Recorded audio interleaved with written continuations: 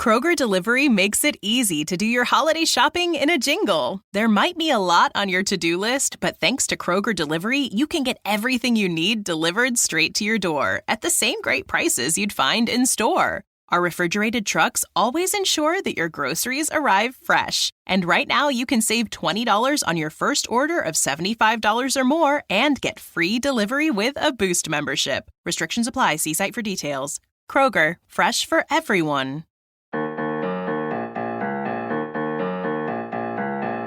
You're listening to the Reversing Climate Change podcast by the team at Nori, the carbon removal marketplace. This is a show about the innovators and entrepreneurs developing solutions to climate change. Before today's episode, I wanted to read a quote that Bruce McGlenn, our guest for today, read at the beginning of the camp that I went to that we discuss in this episode.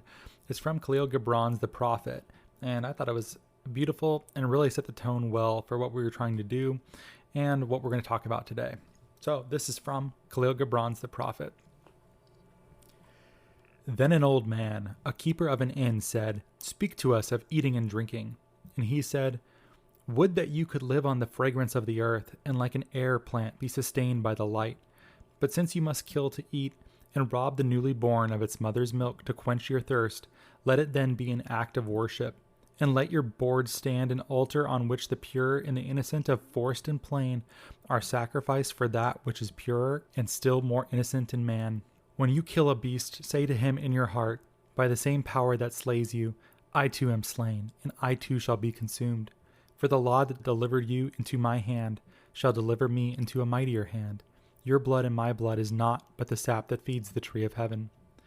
And when you crush an apple with your teeth, say to it in your heart, your seeds shall live in my body, and the buds of your tomorrow shall blossom in my heart, and your fragrance shall be my breath, and together we shall rejoice through all the seasons. And in the autumn, when you gather the grapes of your vineyards for the winepress, say in your heart, I too am a vineyard, and my fruit shall be gathered for the winepress, and like new wine, I shall be kept in eternal vessels.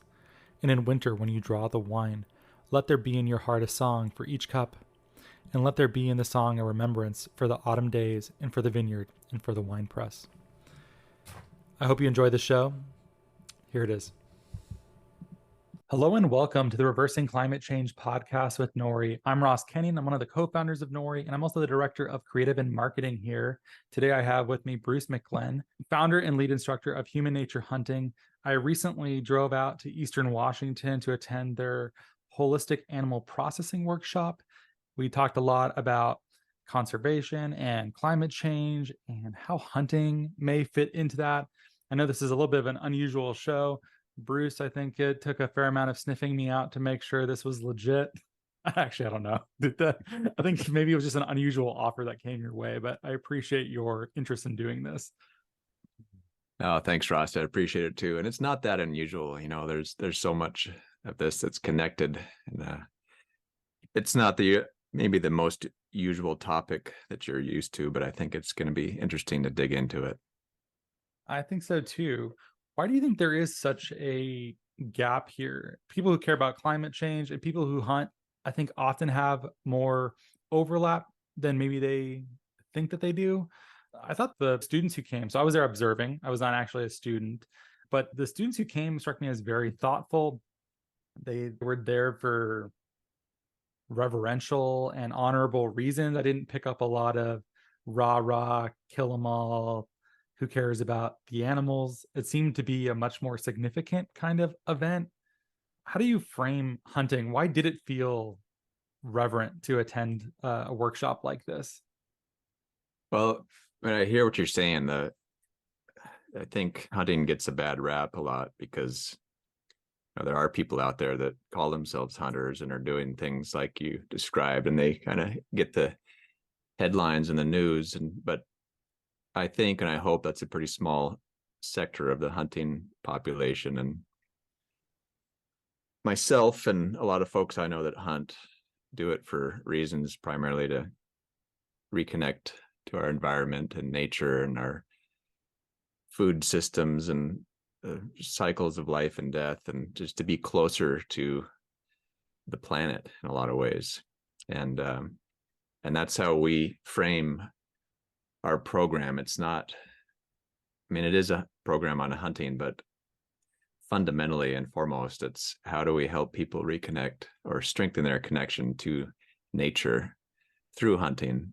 And hunting, I think, is such a unique opportunity that we have in this day and age still to really dig into what it means to be part of this ecosystem, to be part of the Earth system as a participant in the life and death drama that has been playing out for, millions of years or hundreds of thousands of years at least. And so it's, in a way, it's tapping back into that ancient experience and wisdom and knowledge. And I think that's the real focus here. And we just happen to find ourselves in a time of, history that we're going through a lot of changes. And in some ways we've lost connection, lost touch as a general population with hunting and what that meant for our survival and our connection to the land. And so it's just a way of looking at that, component, and how do we get back to that that deep connection to the land. And then in the end, I think, a lot of what conservation stems from is how well connected we are to the thing we're trying to conserve or preserve or protect. And I think with the right approach and the right mindset, hunting has a profound way of connecting people to the environment and, wildlife and the food that we eat. And it just kind of cements that connection to the bigger picture. I think most people who care about climate change, I think many of them probably are living in cities. I imagine they have some forms of outdoor recreation that they're passionate about, likely something like hiking. And maybe they garden, maybe they grow vegetables or fruit, and that's a way that they're involved in the life cycle. But I think for many people, flesh of any kind is something that is bought in the store, and that kind of abstraction where it's effectively as a piece of a body has been disembodied. It has been removed from the context from being a living being. And I think it makes it much easier to take for granted or to forget, because a fruit is offering itself to you voluntarily, right? It wants you to spread its seeds. Vegetables, not really, for the most part. And meat is definitely not like that. But when you just buy it in the store, I think it's easy to take it for granted. And one of the things I really respect about hunting and hunters, and I did several hunting trips as a kid, is this internalization of the cost of eating meat. I think for me, every time I've gone hunting, it's always been a really emotional and somber experience.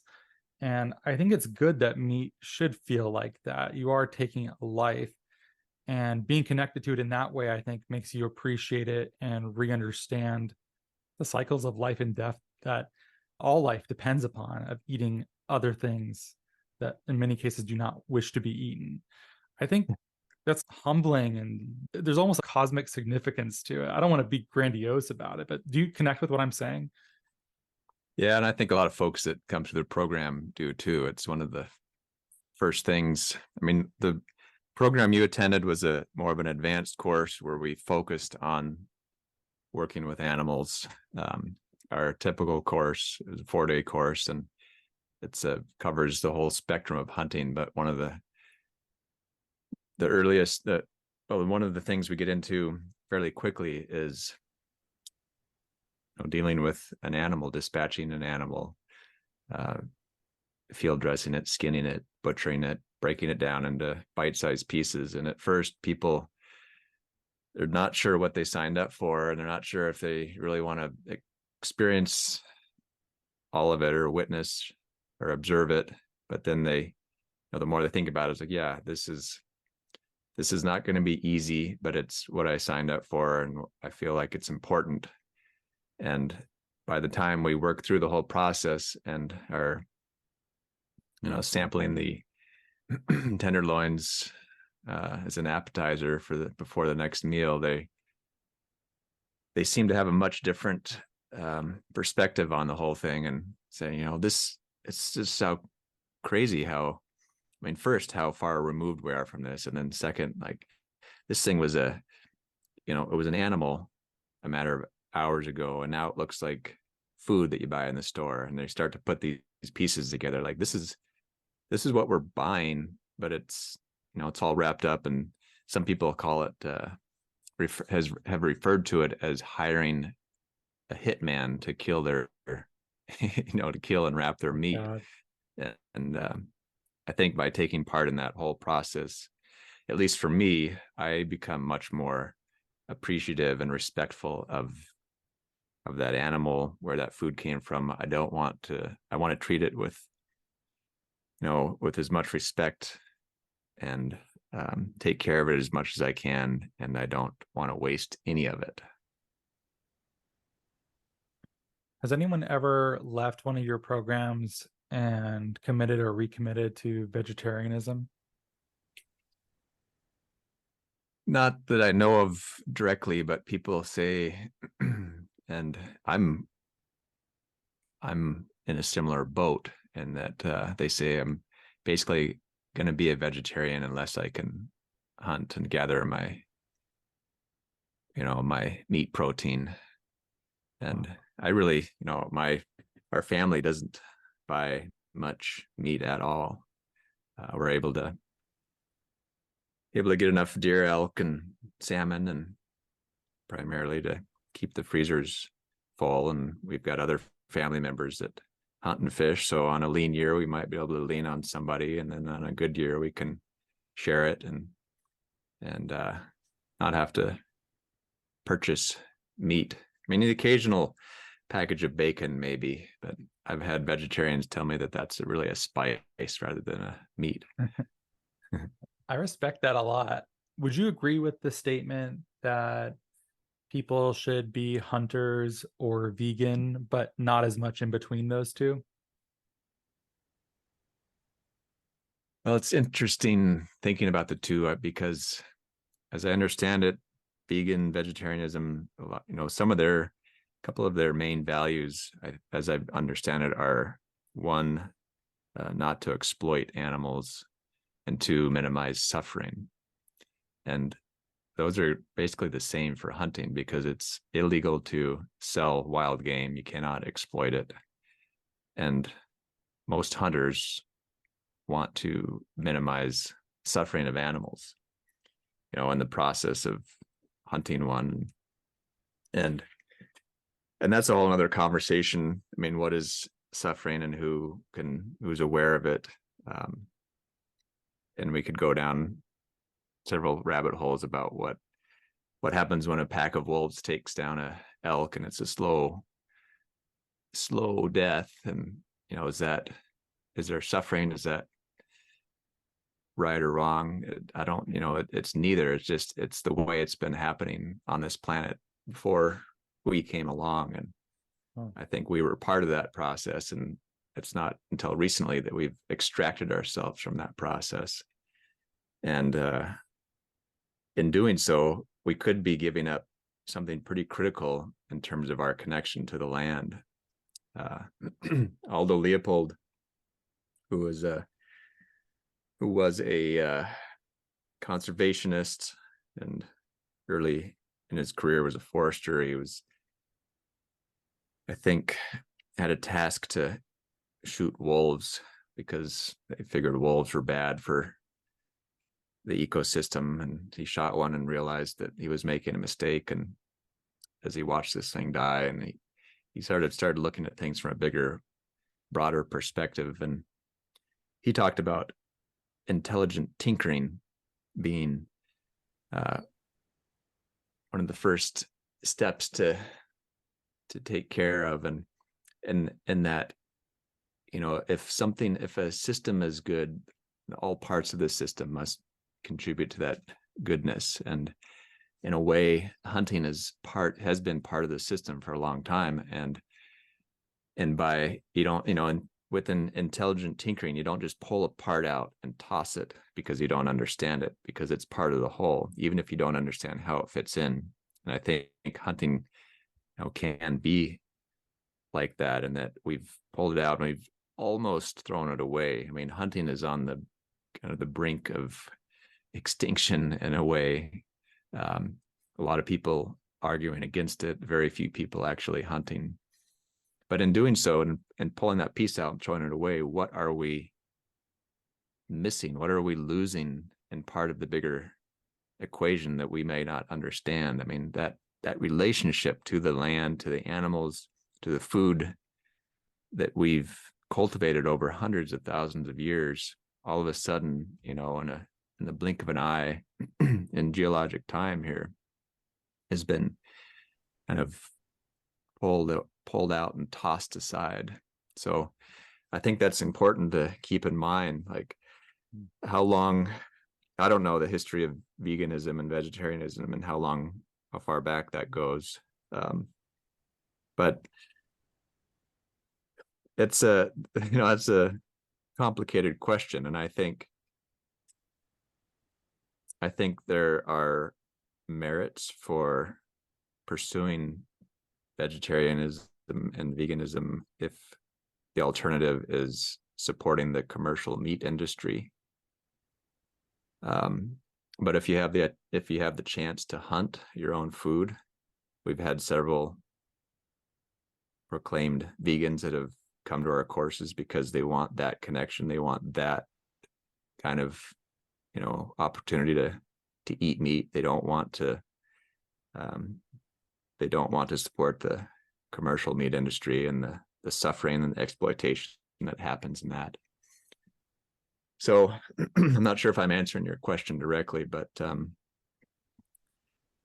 I think there's a lot of similarities when we get right down to it.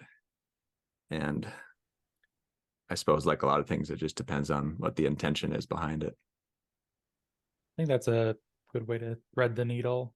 I think people pretty strongly agree that factory farming is not really in the consumer's interest. It's great at producing calories, but I'm not sure that the nutritional quality is as good as something that is living in nature. Certainly their suffering is so much greater. And I think there's good reasons to care about that. I mean, there is middle ground too. We've had Beast and Cleaver, Kevin Smith on the podcast before, and supporting animals that lived healthy, happy lives. And the line is always that they've had one bad day, the animal, the last day. You can also compare this to Temple Grandin, right? Trying to reform commercial meat and saying that the taste of meat is ruined by stress, especially on that last day. And that even for commercial meat producers, they are also concerned with quality and not wanting to ruin meat by stress and all the hormones that flood the body in moments of extreme crisis. While it's honorable to go out and harvest your own meat, every time I've hunted javelina and deer and quail, but standing over an animal that's dying that you have put in that position is it's sad. I wish I had a nicer word for sad. It's just, there's something about it that it's old. It's been done forever. And it is not a laughing matter. And it's not something to be insincere about. I think as the process goes on and the harvesting has begun, it becomes less of a subject and more of an object at that point. Maybe you get used to that at some point, Bruce, and you've hacked that, or maybe it deeply affects you. I'm not sure, but I'm not sure everyone's capable of that or is willing, but I think it's a good standard to strive for, if nothing else. You mean just the awareness of the emotional side and the sadness per se? I think so. I don't think you have to be maudlin about it or overdo it, but I think certainly when people are sitting down to eat a steak dinner or a hamburger, they're not feeling any somberness or probably even thinking about it, even if they ostensibly care about where their meat comes from. But yeah. Do you still feel those feelings? Oh, yeah. I mean, as I get into the hunt and it gets close to, taking a shot at something, there's just the emotions and the sensations are really difficult to describe. And then there's a whole flood of emotions that come afterwards, after a kill. there's a sense of relief that you did it right, and a sense of sadness, and a sense of gratitude that you're going to be, you're going to have food for another day. It probably taps into some survival chord deep inside of us that, today we're not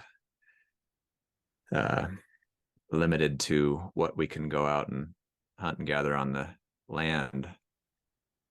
But it wasn't that long ago that if we weren't successful, we went hungry. And it's hard to deny the fact that we're all sitting here today because our ancestors were successful hunters and gatherers.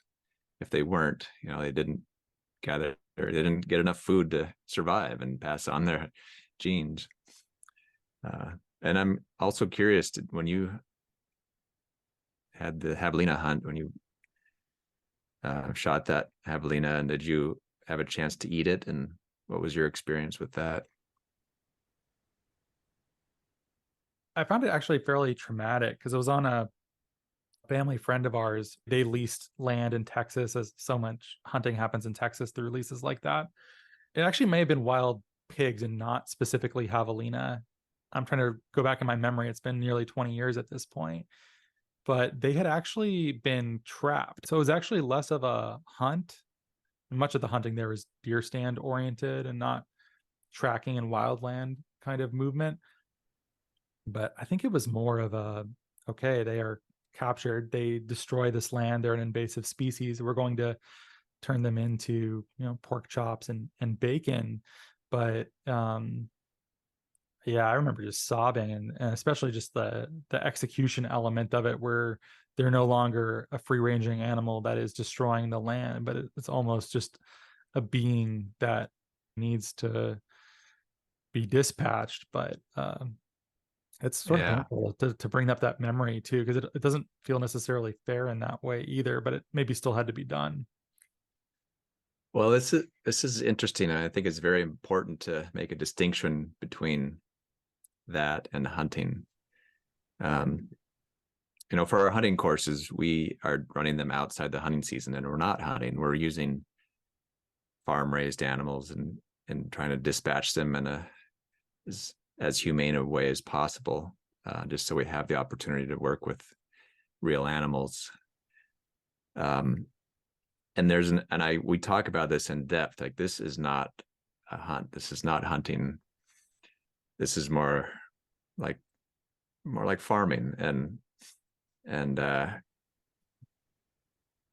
the difference between that and a hunt is significant. It's night and day. I mean,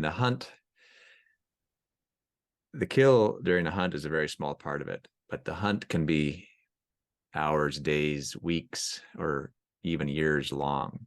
And there's part of the planning and prep that goes into it. There's the educational component, getting ready, and then there's getting out there and studying the landscape and understanding the landscape, the animals patterns, watching the weather, understanding ourselves and how we navigate in this environment, and getting away from the roads and the trails, and having the freedom to go anywhere I want to when I'm out there on a hunt. We talk about a hunt being, every step is an adventure, every step is a decision. And after a few days of that, my intuition gets much more loud and clear, along with my senses, and they just get tuned up. I start to reconnect to the landscape and really tune in. And to me, that is the hunt. That's the experience of the hunt. And within those experiences, I've had many close calls, shots that I almost had, but maybe I decided not to take, or the animal got away before I was able to get a good shot. And it's all these experiences that add up to the hunt. It's the experience of the hunt itself. And then you've got the kill shot, which is also part of that experience, but a very small part of the overall experience in my mind. So I do think it's important to make that distinction that, slaughtering an animal,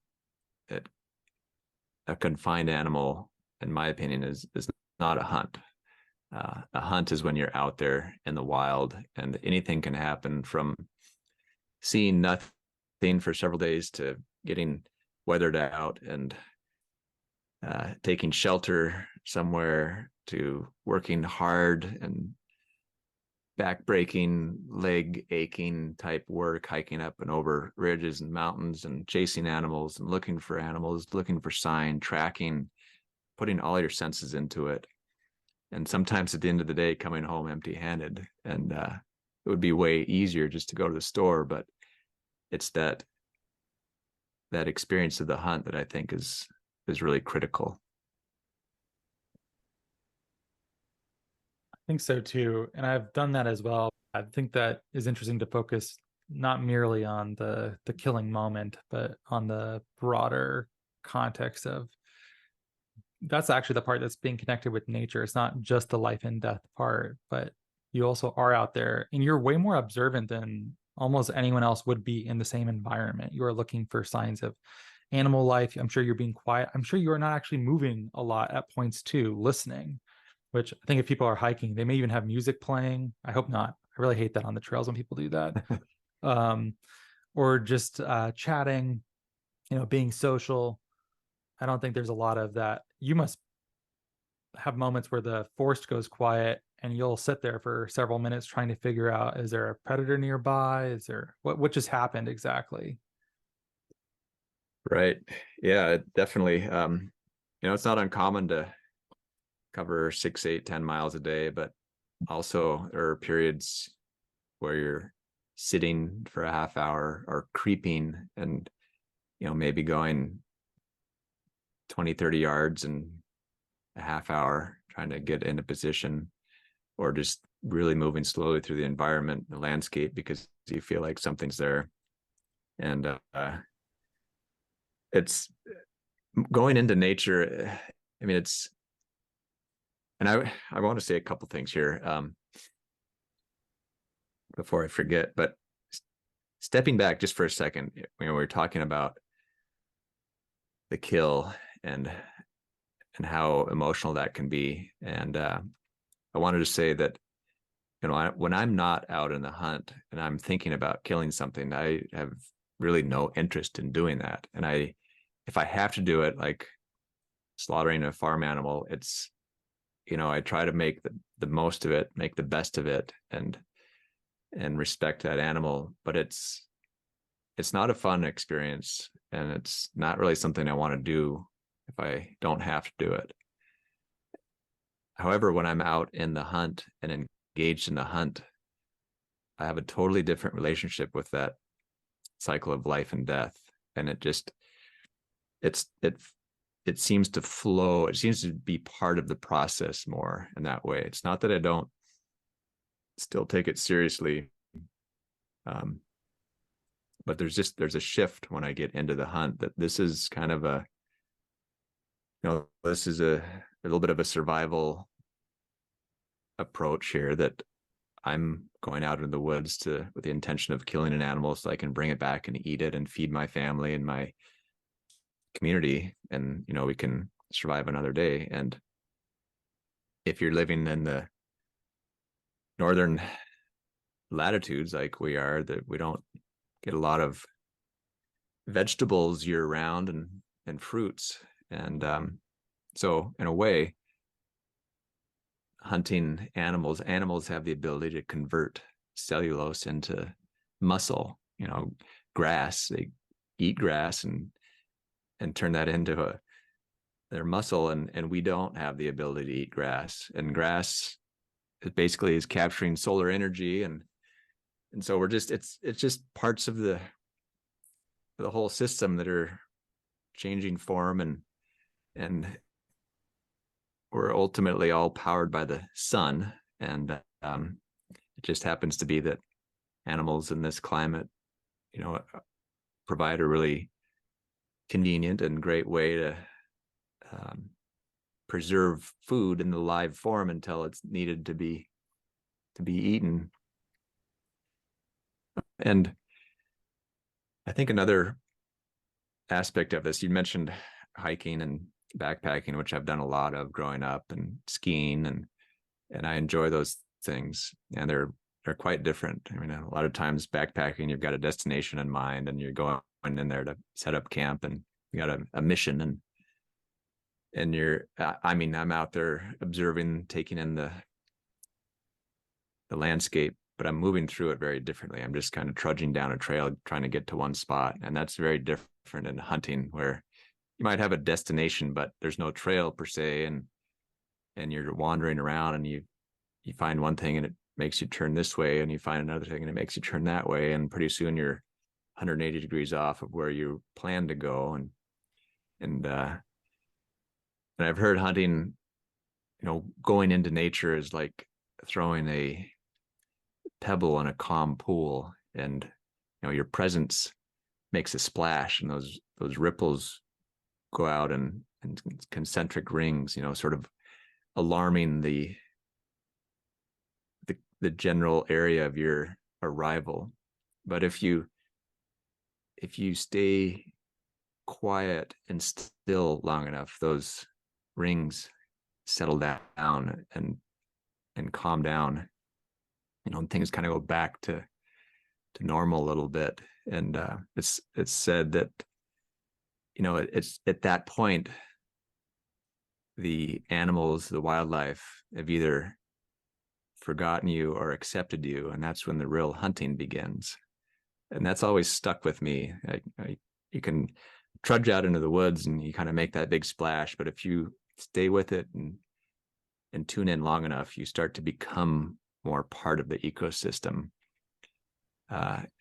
As you were mentioning earlier, I mean, you really paying attention, slowing down, very quiet, and that's just not something that we do very often in this day and age, and it's not something that's promoted so much, in our fast-paced lives. It's so it's in some ways I think it's quite therapeutic to do that, to get into the hunt, and it's something I look forward to every year as sort of helps me reset and remember where my roots are and how I'm connected to the land. And ultimately it gets back to the topic of conservation, because I feel like when I go through all this, I feel like I am the land, and I'm so connected to it. I can see myself in it. And at that point, I want to be the best steward that I possibly can for that land and that ecosystem, because I see it as all the same. I'm taking care of the land, I'm taking care of myself. And it's, I think, we've, for whatever reason, we've created that disconnect in our lives fairly recently. And maybe it goes back to the start of the farming and agricultural systems that cropped up 5,000 or 10,000 years ago. And that could be a whole nother conversation. But we've become disconnected to a lot of these things. And so once that happens, we don't care so much. I don't have as much, I don't think about it as much or care about it as much, the things that I really don't know about or don't have any connection to, and the vice versa. And I'm sure you can, imagine that for yourself too. The things that we are aware of, the things that are in our own backyard, we care more about. The things that are happening halfway around the world that we don't know anything about, we're not as attuned to. And so in a lot of ways, getting back down to the topic of this conversation, hunting helps me connect to the land and the ecosystem in such a deep way that I can't help but be a steward and a conservationist. I think if you're able to get to the point where you can say a statement like, I am the land, at least when I am doing this activity, that's a pretty profound level of connection here. You also tempered it with saying, I feel connected to the land, but at its strongest point, you are the land and you are enacting its will in some ways too. The conservation element is important, but it has a much more practical bent. We started the conversation with why hunt? Why is it important to be connected? And that's because a lot of shows that we do are not merely about the practical effects, but about our relationship with the planet, with industry, with food, with one another. And those conversations, they all tie into climate. It doesn't just have to be, right on the nose climate. But the right on the nose point here is really important, that we've essentially eliminated or severely curtailed many predators that would otherwise balance the amount of prey animals out there. The classic story for this is Yellowstone killing all the wolves, and the ecosystem so radically changing because the elk just took over and ate all of the grass, and we're not doing well, and there's just too many of them. And humans, they've been here for at least 10,000 years. Actually, I keep seeing the estimates for when humans came to the Western Hemisphere going farther back in time. But they've been involved in the management of megafauna for a very long time. So just taking them out of that would be bad. But also, if you don't hunt and you also have killed off all of the natural predators like cougars and wolves, then what happens? These prey animals have evolved to be in balance with predators. So in some ways, we have removed that responsibility from natural cycles, and it is up to us to either reintroduce them or to take that responsibility upon ourselves and hunt as well, or maybe even just both. Yeah, this is another fascinating topic too, because there are people who believe we should not be hunting and we should bring back natural predators and let that system fall into equilibrium that way. But that's easier said than done. Years ago, I studied what they did in California, which was to outlaw hound hunting for cougars, which is what they ultimately did in Washington too. And what happened in California was that, they petitioned this, they outlawed cougar hunting essentially. And it wasn't that long after that they found themselves, the Fish and Wildlife Service down there was having to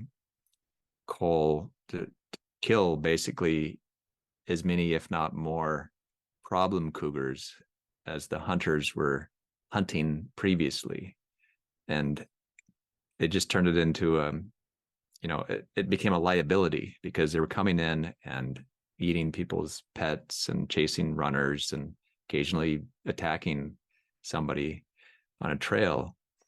And so it's complicated. And I think just like Aldo Leopold realized that killing all the wolves wasn't the answer because a diverse ecosystem is a healthy ecosystem, I think the bigger picture here, the bigger issue here is habitat loss. And, a lot of our most productive bottom lands that have been winter range for a lot of wildlife have been developed and into cities and pavement or farms and ranching. And it just we don't have the holding capacity that we did for wild animals not that long ago. And so there's so many pieces to the puzzle here. You can't just say, well, let's just bring back predators and everything will be in equilibrium again. Because we've been manipulating the environment for so long that it's, we could pull the plug and just move off the planet and it would eventually reset, but it's not going to happen overnight. And it's certainly not going to happen overnight when we're still, here fiddling with things and changing things. So it's really complicated. And I think if we came to the point and saying, listen, we're going to bring back wild predators and let them control the healthy populations of prey animals, and we're not going to hunt anymore, I think we would be doing ourselves a disservice by pulling ourselves out of that equation. Yeah, I think I'll take a break there and let you respond. Well, I like that the answer is not nearly as simple as just letting nature take over. There's also so much conflict with ranchers in the West and predators. There's actually a group in Montana that, I don't know if you know, the Property and Environment Research Center. I think so. Think so? Yeah, they're pretty involved with payments to ranchers to be more tolerant of livestock attrition due to predation. And it turns out that having this sort of like market-based payment system makes them much more tolerant, rather than finger wagging at ranchers saying, how dare you? We need wolves. And to ranchers, I'm sure they care about the abstract value of nature's health, but also it's hard to care about that when it's a hard business and you're losing animals due to predators. So I think there's a more nuanced conversation around these issues that need to take place, but a lot of this ends up in culture war territory of people who think hunters are just macho assholes, essentially. And I'm sure they look back at the people chiding them as, liberal, city slicker, coastal elites who don't know anything about anything. And then once the conversation's there, it's basically impossible to have a productive chat, even though we probably all care about this and probably could find productive middle ground solutions to much of this. Yeah, I hear you. I've seen some back and forths online, between pro and anti-hunters, and it's amazing how quickly it degrades into a pissing match, and nobody gains anything from it. But maybe that middle ground is, what is our connection to the land, and how do we maintain that? And maybe something that everybody can talk about, whether it involves hunting or not. And I was just looking through I make a notebook that we give folks when they attend the course, and we've got a couple of pages of quotes in here. And one of them I was thinking about as we were talking about that last topic, a quote by Jose Ortega Gasset. Man cannot re-enter nature except by temporarily rehabilitating that part of himself which is still an animal. And this, in turn, can be achieved only by placing himself in relation to another animal. But there is no animal, pure animal, other than the wild one, and the relationship with him is the hunt. So the point there being that, we could have farmed animals and pets and still have relationship with animals, but there's just no substitute for the relationship that comes from encountering a wild animal and sort of the dance of the hunt, because it stirs things, I think, in us humans in that process that have been lost in the domestication of wildlife, and the domestication of our own lives. I think it's uncomfortable for people to imagine themselves as animal. So many of the things that we share in common with life in general, but maybe mammals specifically, are corporeal. They're about bodies. Bodies are gross and difficult, and there's a desire, I think, to transcend them in an extreme way. You could see it even to the point of the singularity, where we upload our consciousnesses and leave the body behind. In a previous show, we had a guest call it a techno-Gnosticism, where everything material is bad and everything spiritual is good. And we had to leave the demiurge and his corrupt world behind and become pure spirit and pure intellect. And there's also a number of authors that I've read who are saying that when you're giving up the animal, you're forgetting that you are not pure intellect, you are body, you are an embodied soul. And lest you forget this could lead to some sort of crisis. And I've seen them point to various different kinds of crises this might lead us to when we forget the body. You're laughing. It sounds like you connect with this statement at least a little bit. Yeah, the Matrix reference has come up multiple times. Oh, really? And talking about all this, but I think this delves into some questions that we're never going to know the answer to, but it's important to keep asking those questions. And I think it's important to not get too comfortable and really stay focused on as much as we can, what this means for us, what this means to us. And that sounds like a whole other conversation too of I'm not even sure what to make of all of it. Yeah. I mean, you could sit here and say, yeah, we are embodied, and it's the way it's been for maybe 2 million years, to the best of our knowledge from studying archaeology. But we really don't know for sure. It's our best guess of what the reality is. And so I often just go back to saying, there are things here I don't know, and I'm not going to know. And it seems like nature has been at it a lot longer than we have. So what can we learn from nature? And what would nature do?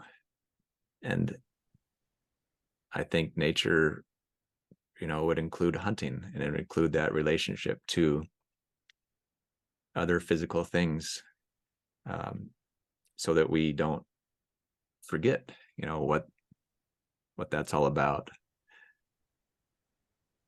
One more spiritual idea that might be closer at hand. You read a quote too I think it was from Braiding Sweetgrass by Robin Wall Kimmerer, about the idea of gift and what it means in relationship to hunting. Am I remembering that right? Yeah, I've got the book here. Oh yeah, I might even reread them dramatically and put them at the front of the show. I'll just read a portion here of Braiding Sweetgrass by Robin Wall Kimmerer on page 30. She says, Lewis Hyde has made extensive studies of gift economies. He finds that, quote, objects will remain plentiful because they are treated as gifts, end quote. A gift relationship with nature is a formal give and take that acknowledges our participation in and dependence upon natural increase. We tend to respond to nature as part of ourselves, not a stranger or alien available for exploitation.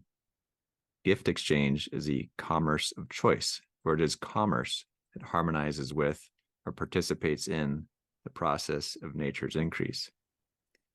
In the old times, when people's lives were so directly tied to the land, it was easy to know the world as gift. When fall came, the skies would darken with flocks of geese honking, "Here we are." It reminds the people of the creation story, when the geese came to save Sky Woman. The people are hungry, winter is coming, and the geese fill the marshes with food. It is a gift, and the people receive it with thanksgiving, love, and respect. But when the food does not come from a flock in the sky, when you don't feel the warm feathers cool in your hand and know that a life has been given for yours, when there is no gratitude in return, that food may not satisfy. It may leave the spirit hungry while the belly is full.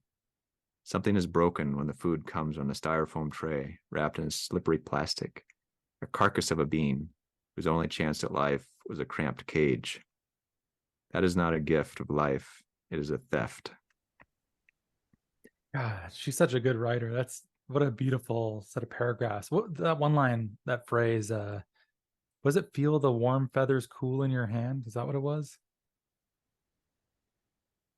But when the food does not come from a flock in the sky, when you don't feel the warm feathers cool in your hand and know that a life has been given for yours, when there is no gratitude in return, that food may not satisfy.